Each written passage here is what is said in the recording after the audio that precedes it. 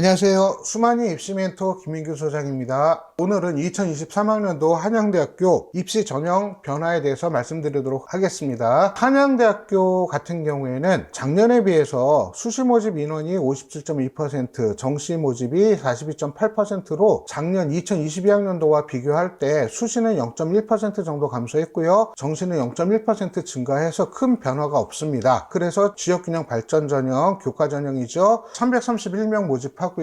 학생부 종합 전형 843명 모집해서 8명 정도 증가를 했습니다. 논술 전형 같은 경우에 11명 감소했고요. 그 다음에 정시 일반 전형 같은 가군 같은 경우에는 871명으로 1명 증가했고 나군에서는 377명으로 변화가 없습니다. 자, 여기서 특별히 달라진 것은 없다라고 하는 거 좀 기억을 해주시고요. 그런데 우리가 여기서 생각해야 될 게 뭐냐면 작년 같은 경우에는 서강대학교하고 성균관대학교에서 학교장 추천 전형을 신설을 했습니다. 그러다 보니까 전에는 한양대학교의 경우에 수능 체제가 없기 때문에 수능에 좀 부담을 가지고 있는 일반고 학생들의 내신 상위권 친구들의 전유물이라고 해야 될까요? 이렇게 적극적으로 지원을 하는 패턴을 보였는데 작년에는 이게 분산이 되어 버렸습니다. 그러다 보니까 한양대학교 같은 경우에 교과 전형의 경우에 학교장 추천, 지역균형 발전 전형이죠. 이 전형 같은 경우에는 최초 합격보다는 추가 합격에 좀 주목해야 되는데 추가 합격의 내신 등급대가 굉장히 많이 떨어졌다라고 하는 거, 이런 부분들을 좀 주목해서 보시기 바랍니다. 아직 공식적으로 한양대학교 입시 결과가 발표되지는 않았는데 주변의 어떤 작년의 사례라든가 이런 것들을 참고해서 봤을 때 한양대학교 기계공학과가 전년도에 비해서 많이 하락을 했다라고 하는 거 꼭 좀 기억을 좀 해주시기 바랍니다. 자, 이 얘기는 뭐냐? 2022학년도 같은 경우에는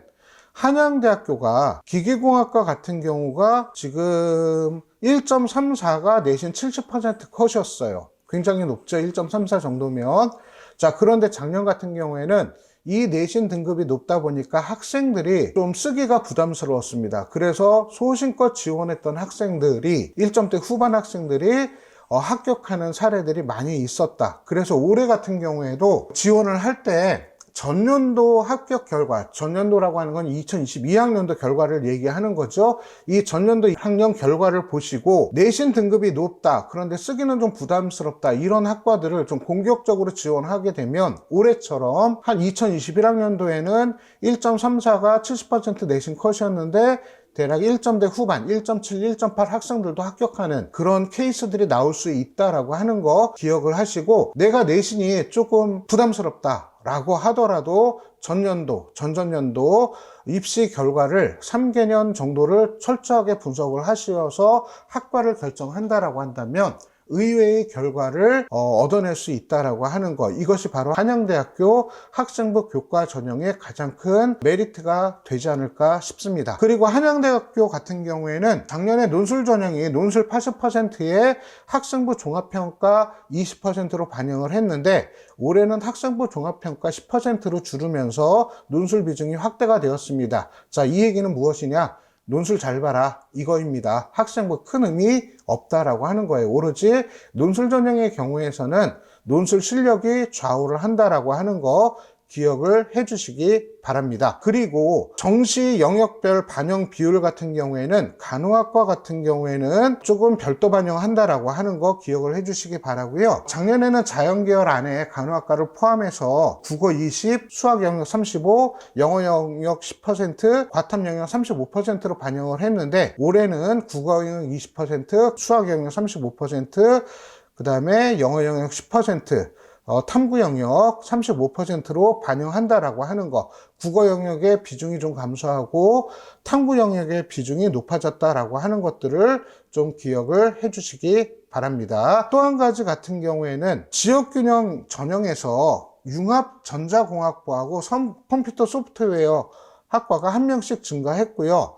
그 다음에 의예과 논술 전형 8명이 폐지되었고요. 그 다음에 학생부 종합 전형으로 의예과 같은 경우에는 3명 증가하고 정시에서는 4명 증가했다.